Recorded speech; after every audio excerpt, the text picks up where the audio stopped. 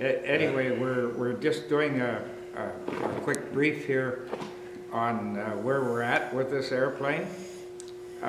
The main wing has now been completely assembled and is pretty much ready to go on the aircraft. The fuselage is pretty well complete. The elevators have been installed. The rudders can't be installed until the airplane is out of the shop, and probably in 3 weeks or so they should be able to move the airplane out and install the wing, and from there then the engines would be installed, the engines and propellers. The engines would be run up and all systems checked, and then that would be followed up with the propellers being removed for overhaul and reinstalled next spring, and hopefully the airplane will fly in the coming summer here. We've progressed along pretty good over the last couple of months, I think, Rollie, that it's July the 8th today or something like that in 2015.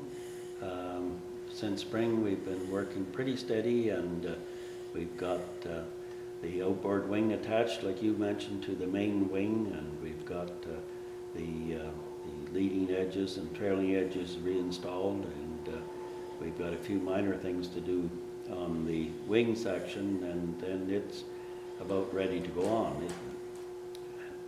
We've previously, after we finished the hull repairs, we moved the airplane partly outside and test fitted the wing on, so we're pretty confident that that part of it will go pretty quick.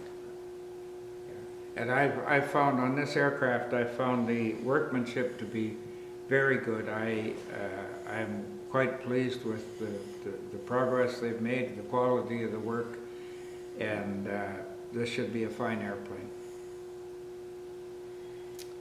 Yep, well, we're sure looking forward to getting it flying again.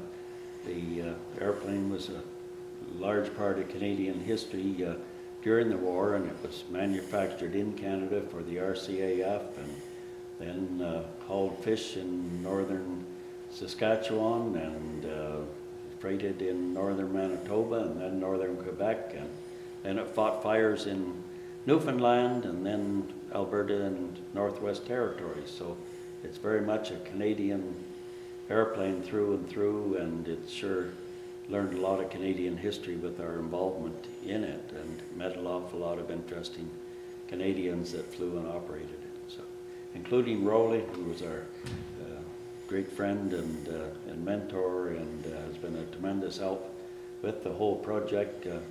Thanks, Rollie, for your involvement in it. It's been a real pleasure and a real privilege for us to work with you on it, and to have you consulting and keeping us on the straight and narrow. Been a real pleasure. Yeah, well, I've totally enjoyed myself. It brings back many memories, because I have worked on 10 Cansos previous, or including this one, and this is a very good airplane. I'm just so anxious to see it fly. Yep, super. We'll look forward to that next spring, early next spring, we hope. Yeah, I'll be here. Yep, good job.